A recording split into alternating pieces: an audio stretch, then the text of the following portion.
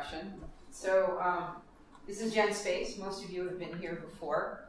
We're a relatively new sort of organization. We're a community lab, and what that means is we open our doors to anyone who wants to use the lab for a project. Our only requirement is that whatever you do, follow certain safety regulations, that it's appropriate for, we have a biosafety level 1 lab, so we can't work with pathogens or, unfortunately, with human cells or vertebrate animals.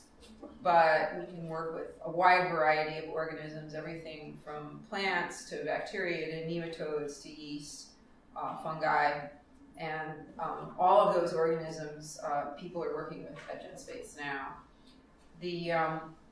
The model is kind of like a gym, although I hate that analogy. There's a set price that you pay, it's $100 a month, and your membership gives you access to the lab 24/7, and you can do your own project. If you don't know the biology well enough to do a project, we have people that have volunteered their services as mentors. A lot of people in academia.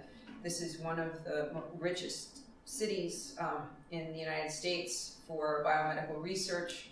There are a lot of people who are at different levels in their career that still have time to donate time to places like GenSpace. And so we try to connect scientists with people that maybe need a little bit more guidance in projects and stuff like that. And this year, we're happy to announce that we're actually hiring a permanent lab manager who'll be there every weekday from 12 to 8. So that's Will. Say hi. Yay! So Will can help set you up with the basics of molecular biology. So we do have a wide variety of people. There are artists, there are environmentalists, there are scientists, there are students, there are people that are just curious. And they all can do projects in the space. So it's a very vibrant environment, and you meet a lot of really interesting people. So this is part of our talk series. We have a series of talks that revolves around either science or artists who are at the art-science interface. There are a couple of really good talks coming up. One is, if you'd like to say what your talk is about and when. I'll be speaking on December 10th on the neurobiology of behavior and addiction and how it relates to sort of everyday life. So mark your calendars for the 10th, which is in 2 weeks, right? Yes, ma'am. Okay.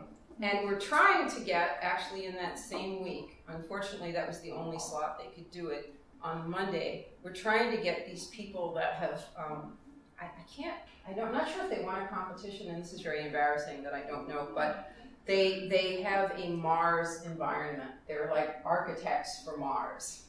And they love to go out into the general public and gather information about if you were going to be stuck on Mars. I know you want to go to Mars very badly. What would you want? I mean, would you want a gym? Would you want a garden? What would you want if you had to be on Mars, like a one-way ticket? It's probably going to be a one-way ticket. Probably going to be a one-way ticket. But there are a lot of people who feel like they actually would sort of enjoy that. So they want your opinion. So we're trying to get them for Monday. But check the website, because www.genspace.org, because I'm not sure whether or not they can commit. We also have an open night once a month. We just had one this Monday, so there'll be one in December, but I don't think it's been scheduled yet. Again, check the website. So we are lucky to partner with the KnowScience program at Rockefeller University. We've had several really great speakers, and Simona was telling me about in January. January is the start of a new year. We're going to have even more from the KnowScience organization. And Simona gave a talk last year on cancer. She's a cancer biologist at Rockefeller. And I can't wait to hear what she says this time. Thank you. All right. So I'm really glad to be here. GenSpace is always a fun environment. So the first thing that I want to say is that in the philosophy of GenSpace and KnowScience, you should feel free to interrupt me and ask me any question as they come along, because I don't want people to get lost or not follow what I'm saying. So if you have any doubt, there is literally no stupid question. I know people just say that, but I think that's also a very scientific philosophy that questions open further inquiries. So to just be inquisitive and make sure you have your facts right is important. So as I said, I work at the Rockefeller University. I'm a postdoctoral fellow there, and I previously did my PhD in Cambridge in cancer biology, in cancer research, and I studied in my undergrad cancer biology. So literally I specialized in cancer throughout my academic studies and my career. And I've been working in a lab on different aspects of human cells and how they become cancerous for probably the last 10 years. So I feel like me and cancer have reached almost a symbiosis for which I can come to you and tell you the truth about cancer. I know that may sound ambitious, but let's try to get to that. And I want to spend just 1 minute to introduce this organization called KnowScience. So it's a very young organization. We started it 1 year ago, and we're still like changing things all the time. But basically what we do is we want to educate the general public onto various important topics about science, and we especially target adults.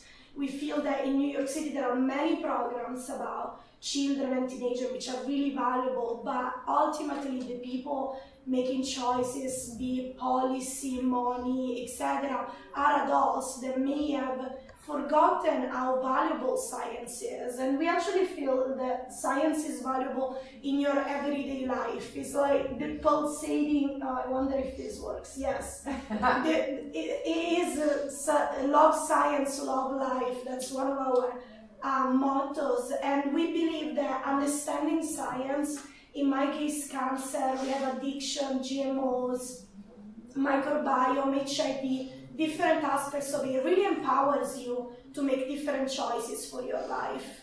And you are not empowered in the same way as a Google search or consulting some literature where you are always questioning how true is that information. What this organization does is they bring you scientists that have been working on that topic pretty much their whole life, so to share their expertise with you. Okay, without further ado, cancer.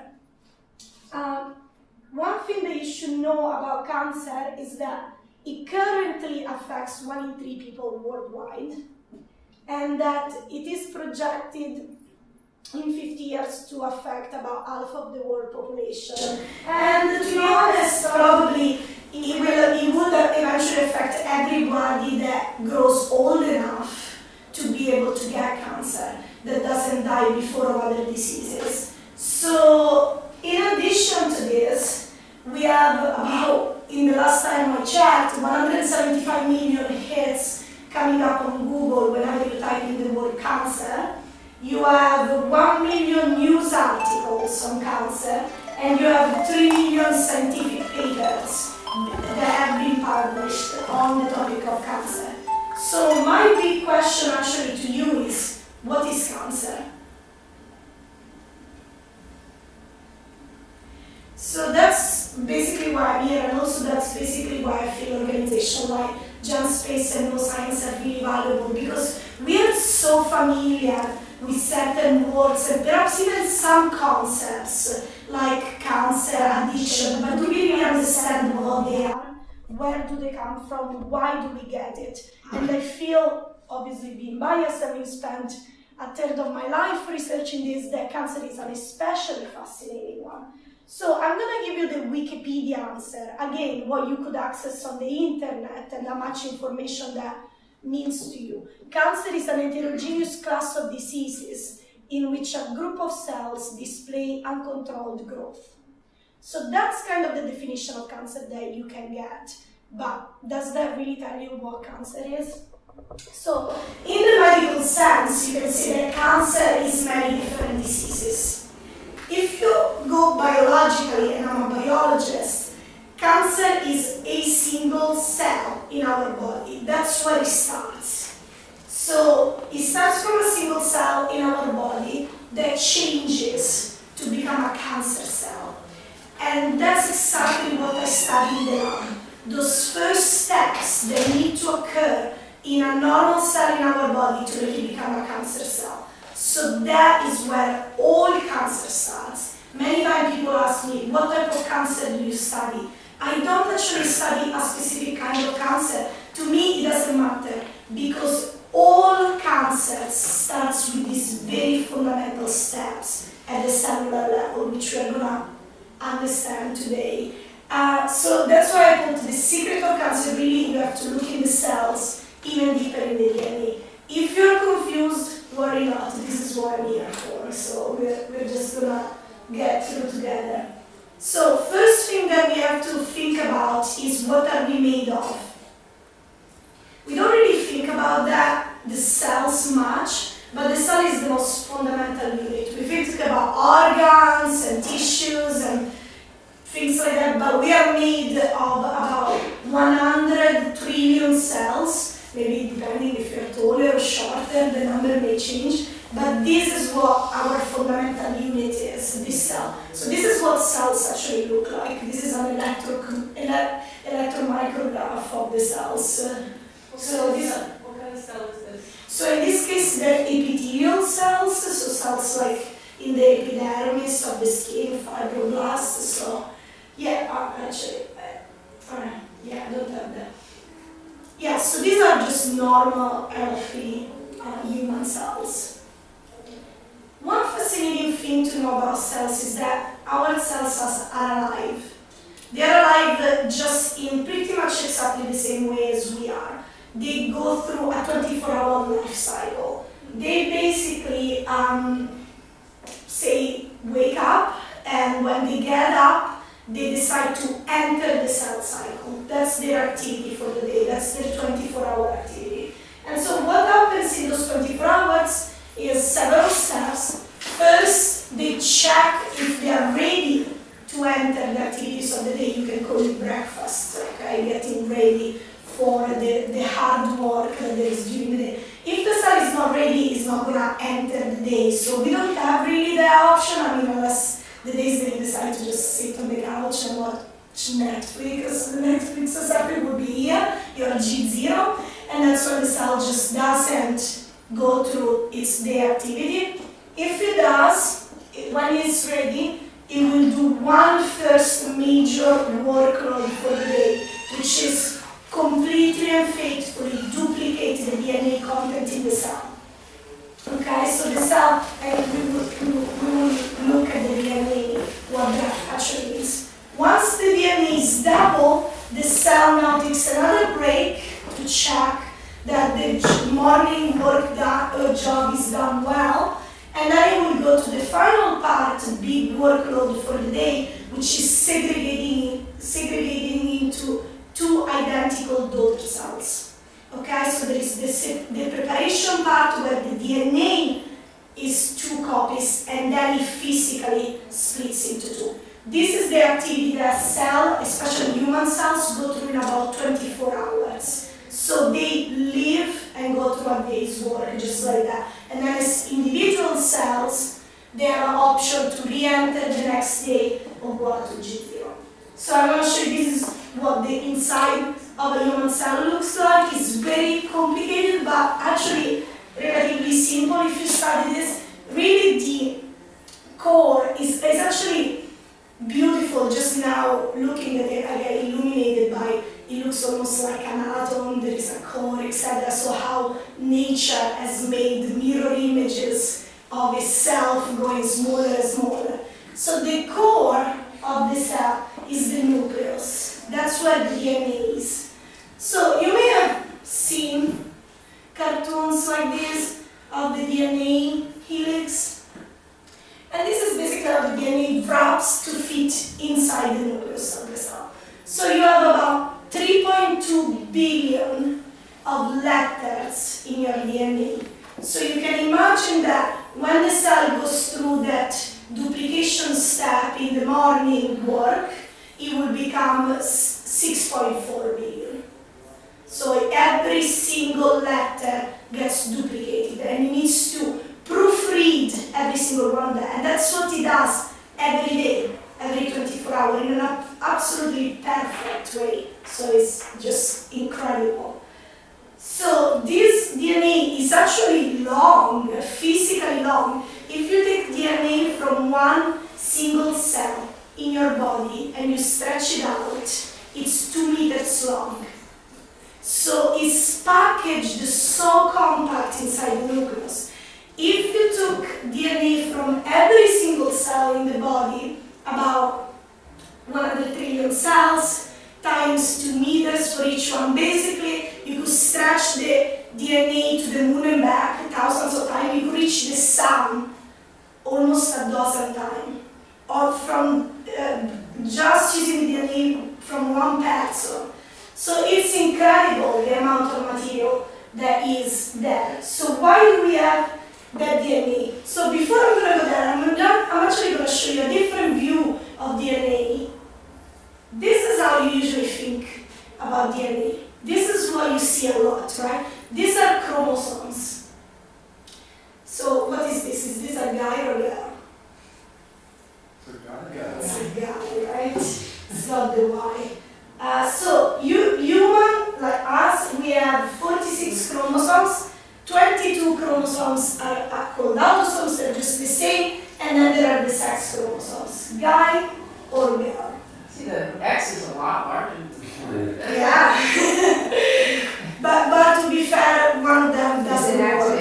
Yeah. Yes. So ultimately, actually, if you think of the Y, what the Y contains is the spermatogenesis genes. So that's it. And in fact, actually, one of the fascinating things that I learned to being pregnant is that up to 12 weeks, all babies, up to 12 weeks of embryogenesis, all babies are female because the Y chromosome hasn't kicked in the expression yet. So they're all basically identical. After the Y chromosome gets expressed, after 12 weeks, you actually start to get the boy developing.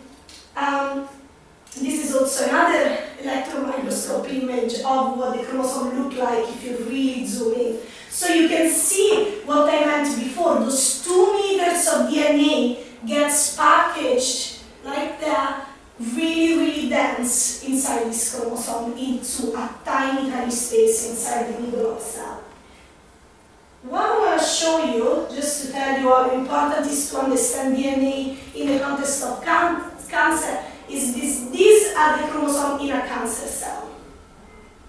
So what you've seen before, 46 chromosomes in one cell from one person becomes 70, 80, 90, complete duplication, 80, 92, etc.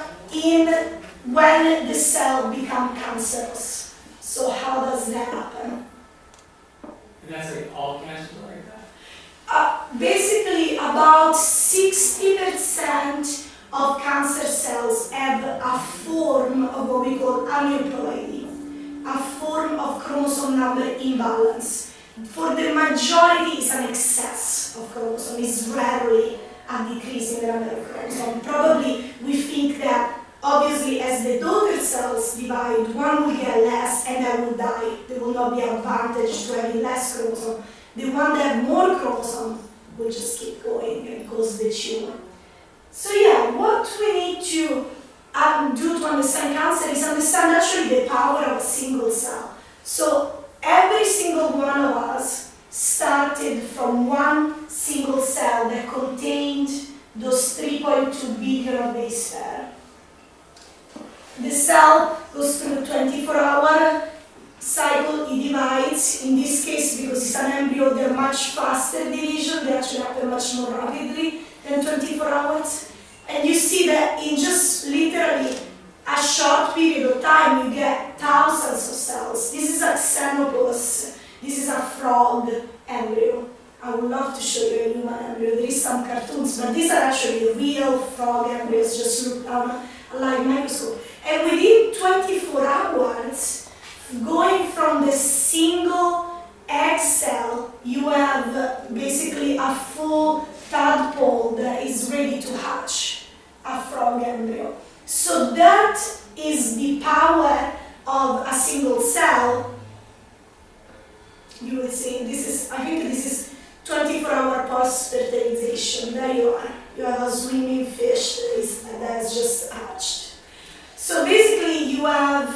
That is the power of a single cell, and unfortunately is the same power that cancer has, coming from one single cell in the body. You know, like one single cell can make an organism, one single cell that has transformed itself into cancer can make a tumor. So, one cool concept that came out really in the last 20 years, even for us, and even more recently in the media, is the concept of epigenetic. So you have one single egg cell, 24 hours later you have a frog. How did that happen? The DNA in that cell has divided and split. So it's always the same DNA. How is it possible that the cells are so different? How is it possible to have brain cells that look very different from your nerve cell, from your blood cell? That's called epigenetic. It's an additional regulation on top of your DNA that tells one cell needs to become blood cell, one cell needs to become brain cell. Okay, so that's something to keep in mind when we think about cancer. It's not just the DNA that changes, it's also how you regulate the DNA that changes. So there is a change in cancer. Each person is different. We are all a little bit different than each other, but really not so different. Literally, Homo sapiens, and for example, our difference from us and a chimp, we are 98% identical. We are about 80% identical to a mouse. So that's how much DNA similarities we share. Obviously indicating that DNA is the things that make us so, but it's not, it's also how you read that DNA that is going to determine what you become. And so the question is, how do you read the DNA? So, you know, many of you have heard of DNA, but how does DNA really work? Why is it relevant for us to understand DNA? So DNA is a code. As I said, there are 3.2 billion letters in this code that basically tell a story. The story of exactly how you're made and the story of how each single cell in your body behaves. So if you have a different type of DNA, your cell will make a different type of protein and behave a little bit different. So how does that work exactly? This is the story in your DNA, and this is the piece of DNA that the cell reads. The cell doesn't read all 3.2 billion of letters. It only reads small pieces of the DNA. That's called genes. So these are the important pieces. These are the pieces that will actually go from DNA to making a protein. Now these are all words, right? Like, okay, there is DNA in my cells and the DNA gets read, makes protein. What does that mean? It's pretty much this. This is what proteins are in the cells, pretty much. Our cell make thousands, I think 30,000 different type of proteins, and make many of each of that protein, so you can consider them families, and they go about their cellular business and help the cell operate, just like people would in the world. So that's kind of the closest analogy to make you understand what a protein is. It's a person, it's a cellular machinery that works in the cell and makes the cell be alive. So yeah, this is your DNA, and each little piece makes these things that are your proteins, all different, all with a different function and role. So yeah, you remember how the discovery of the DNA was made? This is quite old, but one interesting thing that I wanted to show you, not to go into like basically the whole controversy of it, but this is one of the data that showed us that the DNA is actually a double helix. So, and this is Franklin data, Rosalind Franklin, that then was used by Watson and Crick to actually formulate the double helix hypothesis. So that's just basically to explain like where the controversy of the DNA discovery comes from, where these guys basically used someone else's data to crack the solution of what the DNA looked like. And that's incredible, their insight into this data, yet is a little controversial, right? Especially for us working in science, whose data it is and who should interpret that data and who should that data be shown to. Nonetheless, Rosalind Franklin died before she could even receive the website, so the Nobel Prize. So really the controversy isn't as much as people say, but we don't know if she would have got it had she been alive. Okay, let's go back to cancer. You now know there is many cells in our body. Each cell has DNA in them. The cell uses this DNA to make proteins to then make these cells live, our 24-hour cycle that we talked about. So where does cancer come from? So each day our DNA is under attack and it gets broken in many different ways. And you're like, what is it under attack from? It's actually under attack by external factors. For instance, if you go and get an X-ray, that will attack and break your DNA.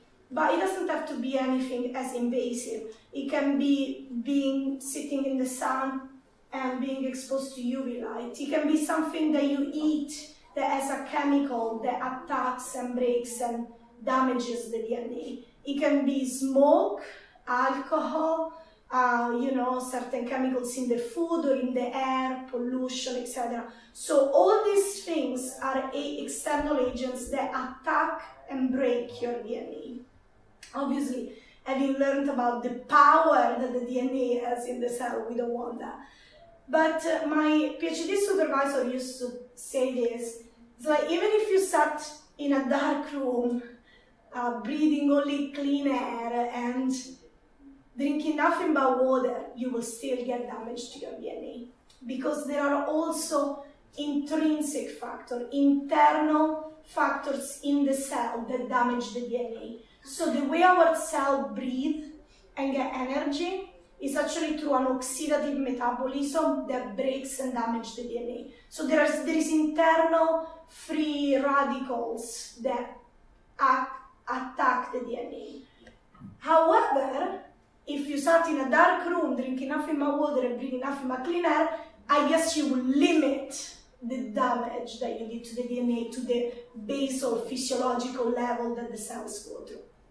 So every day, so we said we have 100 trillion cells in an adult human body, and each one of them has more than 3 billion letters in the DNA code.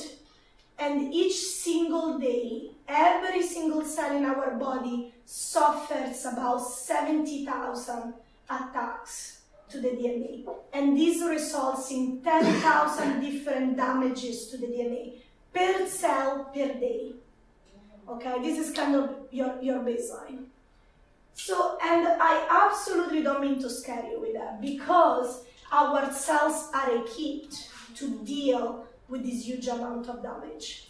They actually have many proteins like this that are experts, and many different experts, thousands in fact of experts, that can repair DNA damage. In fact, what the cell has experts for different type of damage. So one expert for DNA breaks would not go and repair a letter being missing from the DNA, a letter being removed. So each expert has one type, or a team of experts identify one type of damage, goes there, repairs it, and basically brings the DNA back to what it was before.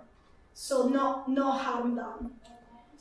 Obviously, what you may have heard of the Angelina Jolie case, where she had to recently undergo a double mastectomy because she had a mutation in BRCA1 gene. So what is that? What's BRCA1? BRCA1 is actually one of the experts that repair DNA breaks. So if you're born with already a mutation that makes your expert in repairing DNA break in the cell not functioning correctly, that means that every time that you have a DNA break, your cell isn't going to be as quick, as good, and as efficient in repairing that break.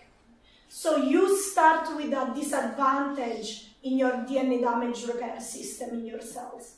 And that's really huge. And that's why things like having a BRCA1 mutation, a BRCA2 mutation gets, basically the medical intervention is to get double mastectomy, because especially cells in the breast that proliferate a lot, suffer a lot of damage, are very prone to become cancerous if you're already born with this mutation.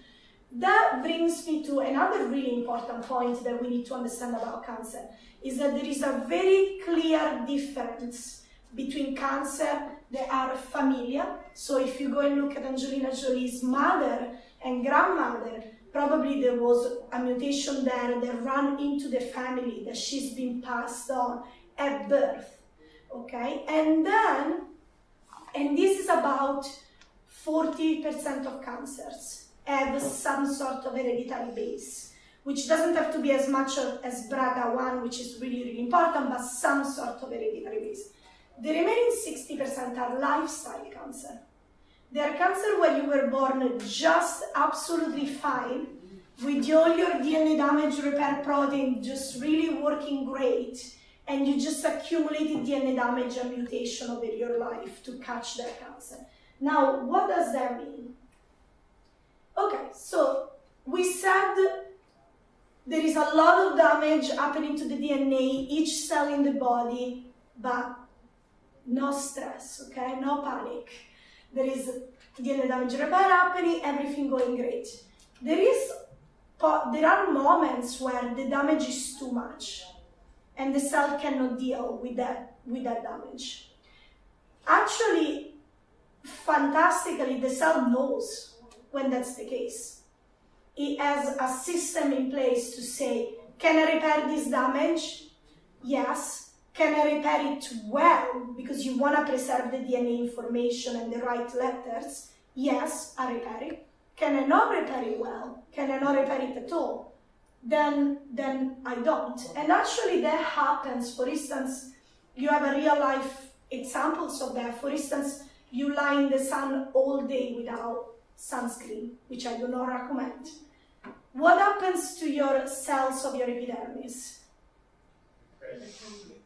They get red? They get red, right? And eventually, what do? They peel off. Yeah, basically you peel. Okay, so these are cells that have become excessively damaged by the UV light. And what do they decide to do when they are excessively damaged? They commit suicide. They undergo cell death. And that's the peeling. It's basically layers of your skin cells that were too badly damaged to even attempt to repair that DNA that says, I'm going to die. And they die, and you see them on your pillows. But yeah, so that's pretty much basically what happens. Your cells can deal with that, and they undergo cell death, which is actually scientifically called apoptosis. I'm showing you here some of my images. You can see these are normal nuclei, nice and round with your DNAs. This is a dying cell, all broken up into pieces. And so basically, this suicidal mechanism that the cell has is basically a greater good system, because we are multicellular. We are not like yeast that GenSpace, for instance, uses, where it's one single cell. So they will be bacteria the same. They will be damaged, but they want to live. If you kill the single cell, you kill the yeast. In our case, these cells give up because they're not able to perform, because their DNA is too damaged to be able to really keep going and be healthy and contribute to the greater good of the body. So the decision is made where they get rid of themselves, and there is other cells there for being multicellular that can perform and they are healthy. So that brings us basically to the ultimate question. So where does cancer come from? Cancer is basically the badly damaged cell that should die but doesn't want to die. It's the ultimate selfish cell. It's like the cancer, it's you can anthropomorphize it, right? And you can say it's like staying put. It's like, I don't care, I'm damaged. I don't care, I don't contribute to the greater good of the body anymore. I'm just staying put and not dying. I don't care about this apoptosis, this suicide mechanism, greater good, multicellularity. It's like the ultimate selfish cell. You believe that? So the cell doesn't have a soul, right? It isn't going to be like, oh, I'm going to stay here and not going anywhere. So what's the deal? Why don't cancer cells die? They know they should die. They know they're badly damaged. Why don't they die? Well, they can't.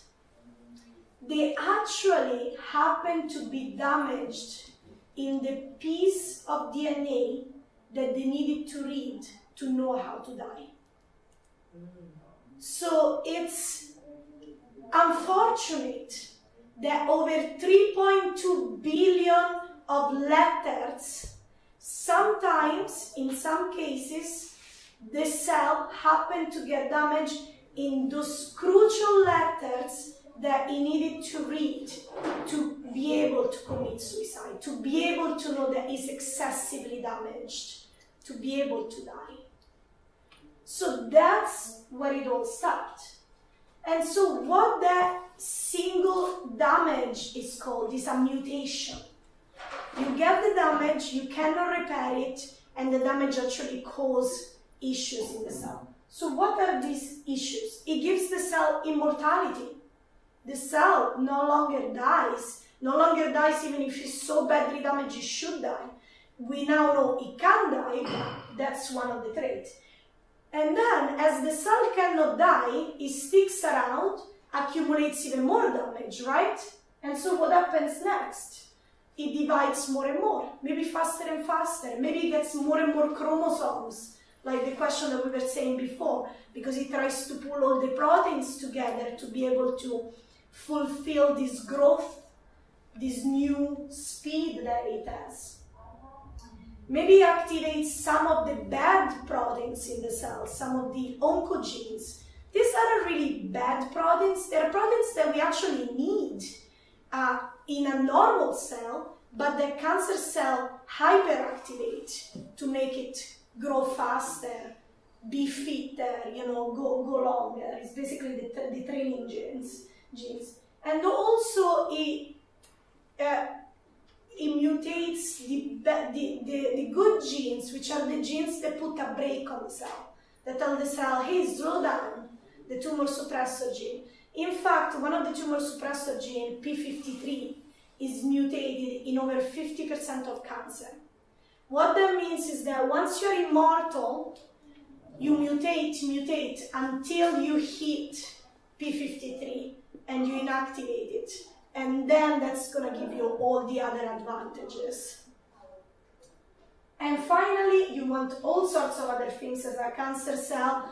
Once you become a tumor, you want to get blood vessels to you. You want a blood vessel to nourish you. You then want to be able to move, to invade other tissue, to cause metastasis. So all these steps are evolution of one single mutated cell that sticks around, doesn't die, and divides. And now you have two cells, and so on and so forth. So this is what it looks like, kind of clinically, right? You have your normal tissue, you get damage, this cell sticks around, it then proliferates. But this is not the reality of it. The reality of it looks more like something like that. Each cell sticks around, but each cell gets different type of mutation. It's a random mechanism, right? So That's why each cancer is different, not between just every single one of us, because our DNA is different and our cells are different. Each cancer is different even within the cancer itself. You may have one cell that has gone and taken really far with the mutation.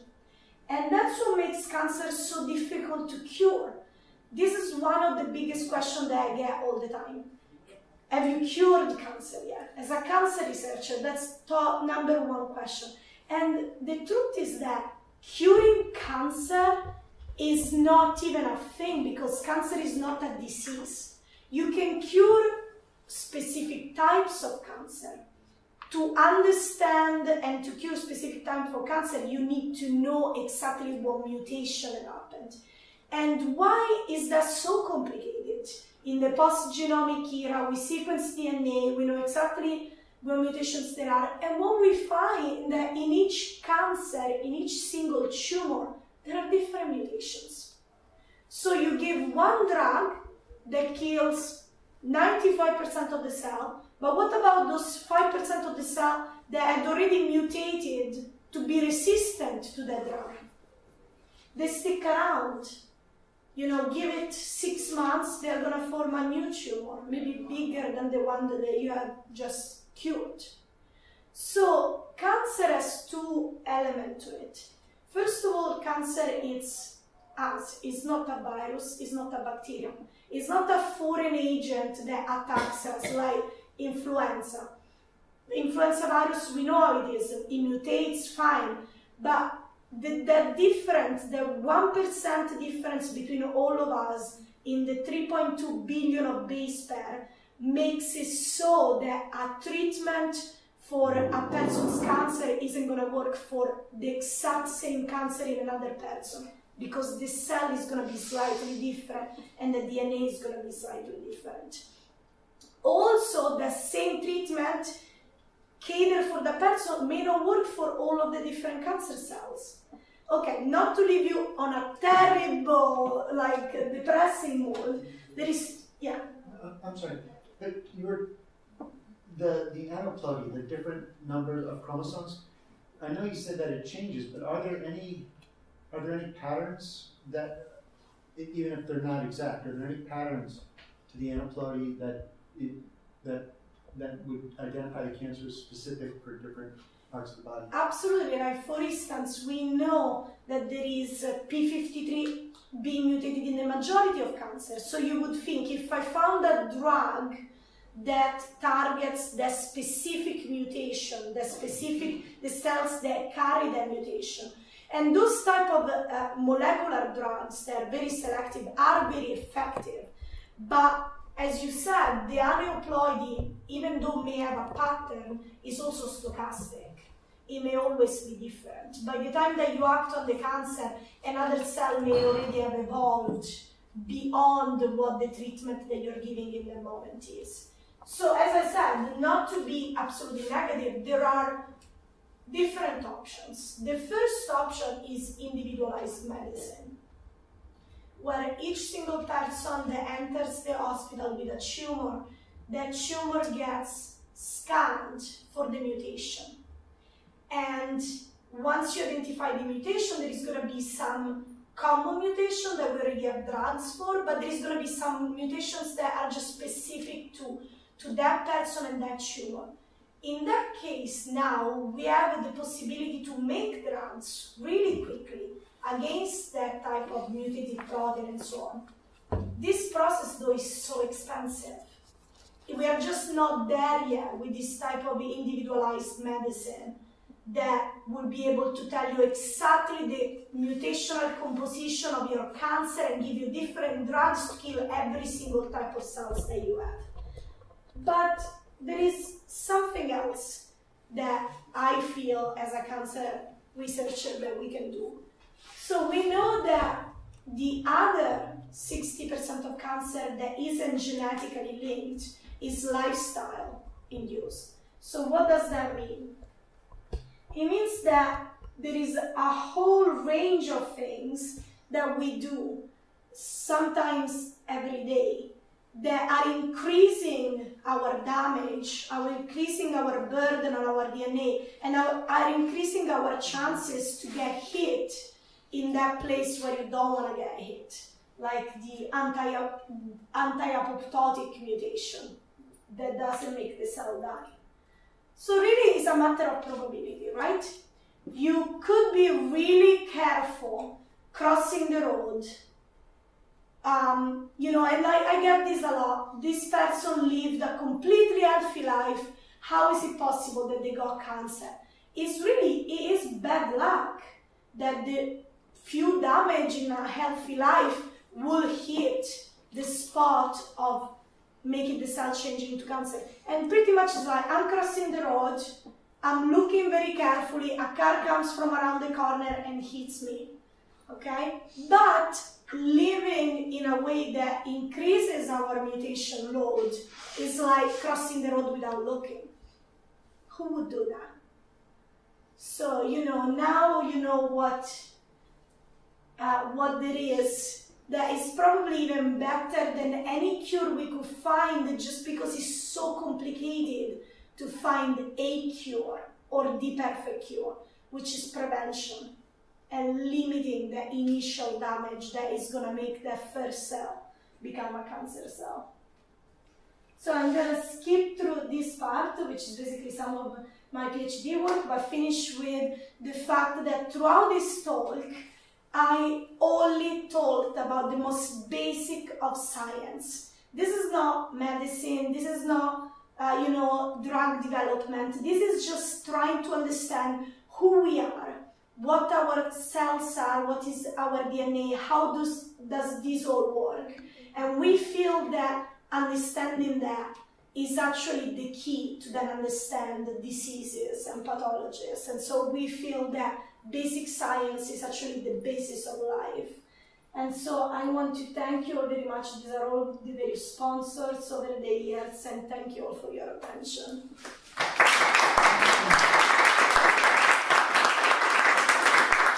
I will take any question that you may have.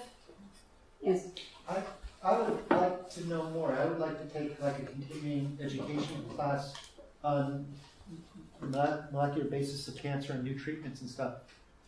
Until I find such a thing, are you planning on posting maybe a booklet of recommended books? Readings, yeah. Absolutely, yeah. So you can go to our website. We have a blog, different type of blogs. We also have a cancer blog, which I wrote. So you can find part of this concept, but you can also find the references and other things. But we also have a radiologist on Mount Sinai, part of our team, that may be, starting to prepare a talk for KnowScience for a more clinical angle to cancer, as you're saying, more the molecular basis, the treatment, etc.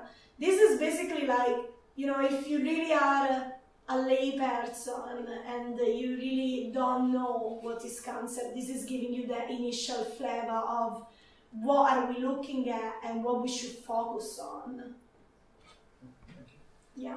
So you mentioned that many cells, or I guess speaking just about human cells, many of the cancers start with that immortality stuff, where that is. So is that just one region of the genome that has that coding for, apoptosis, kill yourself, or is it in many places and it's being mutated in those places? Yeah, so both are true, but there are some master regulators. There are some master regulator genes that code for some master regulator proteins like P53 or P16 or PRB and other, that if you hit those guys, you are gonna lose some of the breaks through your 24-hour cycles, and chances are you will accumulate more mutation and become dysregulated. For example, P53 we know is one of the things that we need to initiate the cellular death pathway. So that is one of the things that we really do need. So if you hit that, for the cancer is like hitting the jackpot. Obviously there are many smaller things that you could hit cumulatively to lead to the same outcome, or there is one thing that really was the master regulator. So both are true. Usually the way cancer goes, it's just incredible. The evolution of the cancer is so efficient. If you look at the signature of a late cancer, he has hit all the right spots. But not because he's clever, because he's undergoing selection. Each time the cell divides, have you made those mutations that are going to give you the physical advantage? Yes, you survive. No, you die. And next mutation. So within a few rounds of cell division, you have selected for always the fittest and the fastest and the most immortal cell that then can go on and make the tumor. And that's why tumors are like really so tough, because before they're even visible by a clinician, they've gone through all this cellular evolution to get there and be, so made themselves such a genetic advantage compared to where they came from. And that's why they need all those chromosomes, so they can pick and choose what they want to do. They're reversible, so. I'll take that and then. So it's not necessary for that specific cell death gene to be mutated for it to be considered a cancer cell. But once it does mutate that, then the cancer cell stops, all the cancer cells stop dying? Well, every cell that will have the mutation, yes. So in fact, that's true. You can push them to still die through other pathways that aren't these specific cell death pathways. Sometimes that's what people do. Cancer cells are so immortal, but in a way also so messed up in their DNA is all mutated, that what they do, and that's how chemotherapy works, they give them a super load of mutation so that the normal cells in your body are able to just repair that damage. The cancer cells, they are already damaged here and there and everywhere, with an extra load of mutation through chemotherapy or radiotherapy, are gonna die. They're just gonna burst.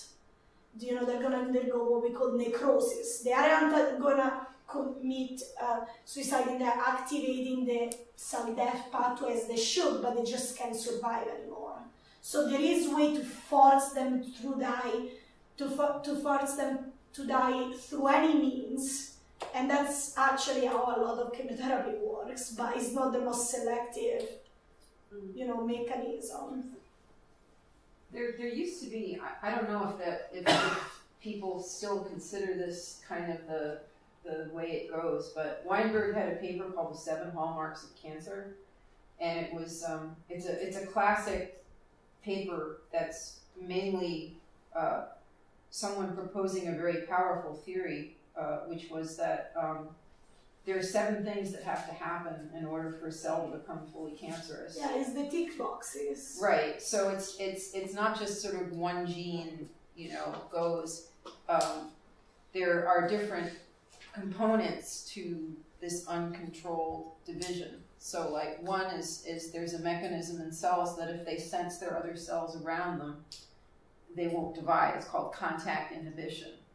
And they have to lose that sense of boundaries touching other cells in order to, and so that, but each one of those 7 things that they have to, those 7 characteristics that they have to acquire has multiple components.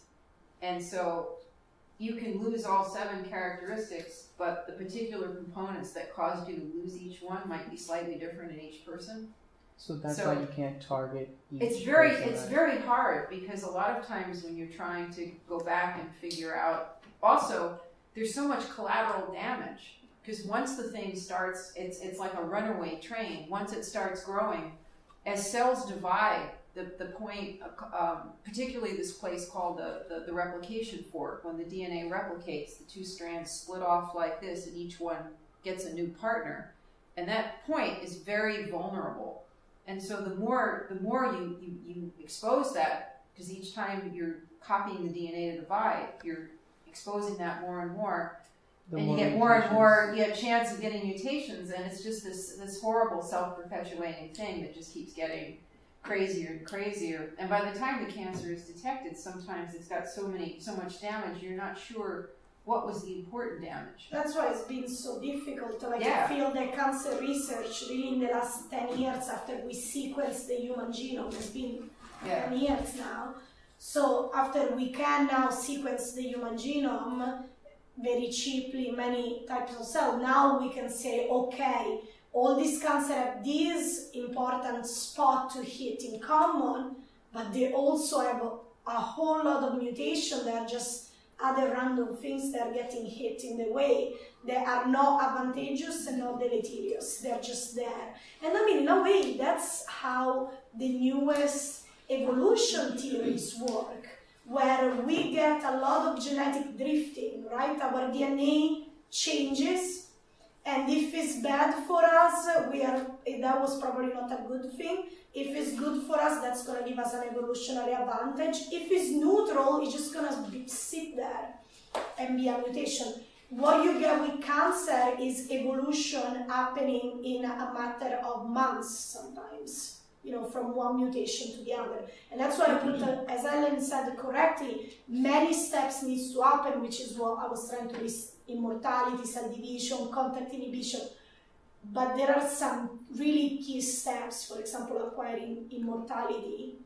For example, when I use my normal human cell in the lab, even just giving them immortality, we then call them transformed cell. We don't call them normal cell anymore. So even if they're not quite cancer, they're already having one of the key elements on the way to become cancer.